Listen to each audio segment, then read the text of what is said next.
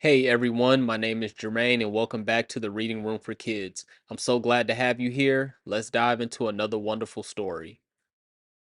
And today's book is called The Berenstain Bears New Baby. Down a sunny dirt road, over a log bridge, up a grassy hill, deep in bear country, lived a family of bears. Papa Bear, Mama Bear, and Small Bear. They lived in a large tree which Papa Bear had hollowed out and made into a house. It was a very fine house. This is what it looked like inside.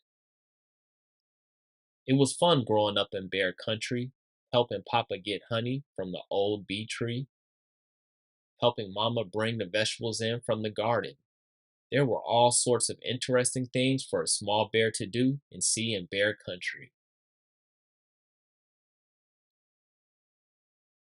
Small Bear felt good growing up in a tree in his own room, in the snug little bed that Papa Bear had made for him when he was a baby.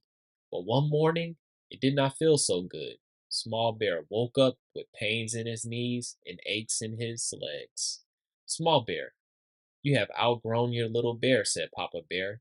So he hitched up his overalls and buttoned his shoulder straps. Today, we shall go out into the woods and make you a bigger one.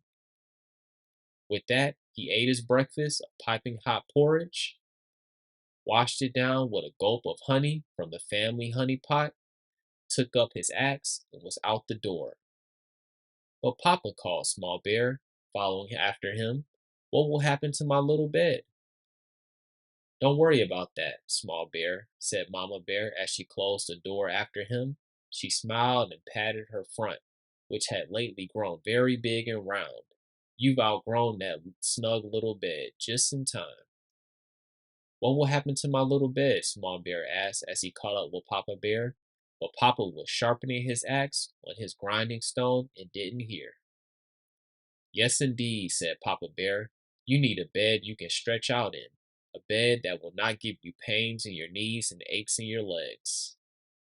He tested the axe to see if it was sharp and headed off into the woods. What will happen to my little bed? Small Bear asked again as he caught up with Papa Bear in the woods. Papa had chopped down a tree and was splitting it into boards. We will have a new baby soon, who will need that little bed, said Papa Bear as he whacked off another board. A new baby? Asked Small Bear. He hadn't noticed that Mama had grown very round lately, although he had noticed it was harder and harder to sit on her lap, and it was coming soon. Yes, very soon, said Papa Bear. With a final whack, he split off the last board, which gave him enough wood to make a bigger bed for Small Bear. They made the bed a good size and took the rest of the day to chip and shave it smooth and neat.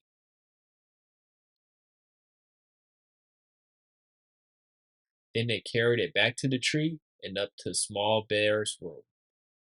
When they got there, Small Bear noticed right away that his old bed wasn't there anymore. My little bed, said Small Bear, it's already gone. You outgrew it just in time, called Mama Bear from the next room. Come and see. It was true. There was a little snug little bed with a new little baby in it. Small Bear had outgrown his snug little bed just in time for his new baby sister, and now he was a big brother. She was very little, but very lively. As Small Bear leaned over for a closer look, she popped him on the nose with a tiny fist. Said Small Bear. She has a pretty good punch for a little baby. That night he stretched out proudly in his bigger bed. Ah, he said, being a big brother is going to be fun. The next morning he woke up feeling fine, with no pains in his knees or aches in his legs. His nose was a little tender, though.